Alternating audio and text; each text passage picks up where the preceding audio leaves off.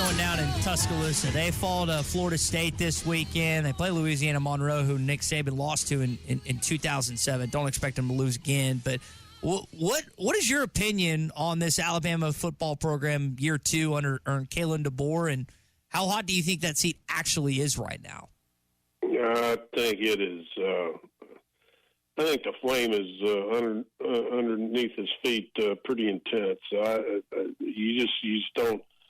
You don't have a season like they had last year, then come out and lay an egg in the opening game, and you know, obviously the fan base there, they're so spoiled. They're used to winning, like, you know, like Saban. Saban just did something that you just don't see at a school very much, rarely at all in the history of college football, as dominant as Alabama was, and his record there. So it'd be interesting. Too many more games like that. I don't know how you survive this season. I could be wrong. I mean, maybe the AD.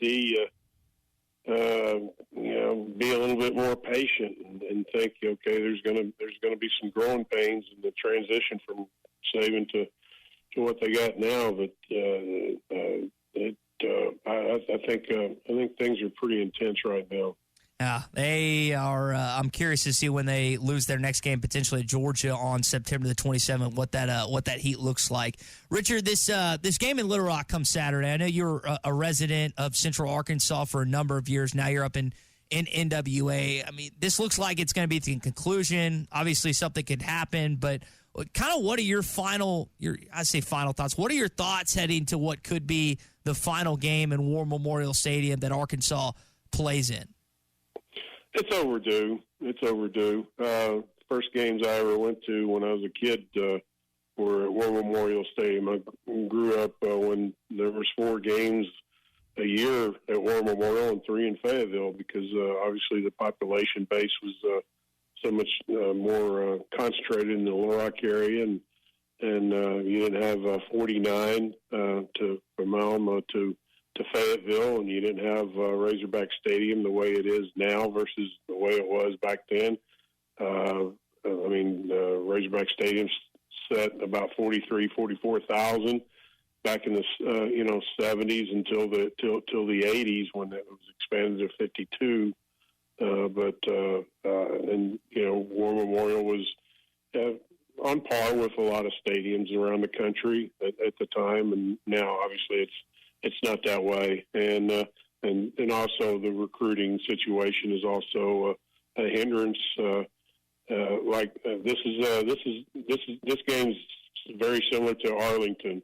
They can distribute tickets to recruits, but kids have to pick up the tickets at the will call, and then go in the stadium and sit down. They can't go meet with the coaches before the game.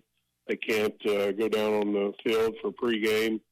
And interact with the coaches even more so, even then sometimes.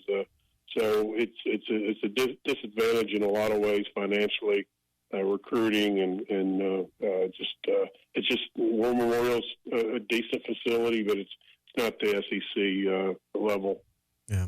Put this game itself, the game on Saturday, in perspective. Arkansas and Arkansas State obviously have no history, have never played. It was forbidden for decades. Now they do play.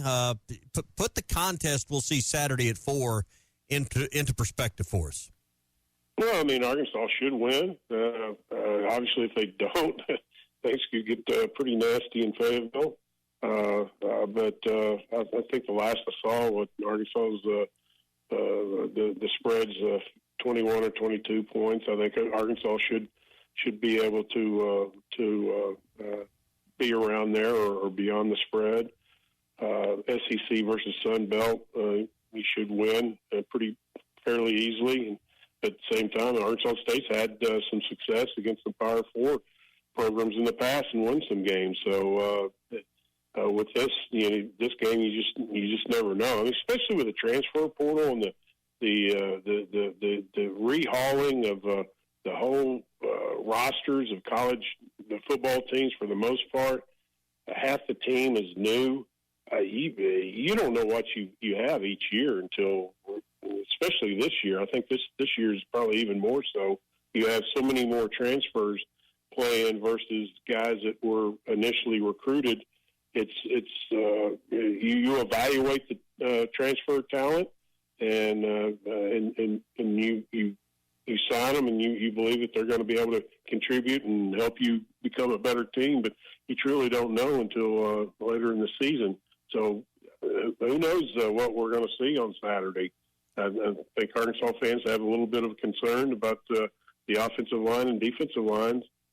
Maybe after this game, the concern to go up even more, or maybe Arkansas is a little bit more impressive, and Arkansas fans feel a little bit better about it. But and then both teams have so many first-year guys. They really don't know about the Arkansas State situation. The Arkansas coaches and Arkansas State staff, they're going to have to educate the kids a little bit about, well, this is such a big game to the state, and I don't think it's really going to connect with them because they really don't have any history. And even this game's been on the schedule for a few years now, but so many of these guys haven't been around during that time. So this is a very unique situation. I think it's bigger for the fans than it is the players. I think it would be fair to say Sam Pittman, at least publicly in press conferences, has not been, overflowing with joy about this contest. He hadn't seemed very excited about this game and the setup and the situation.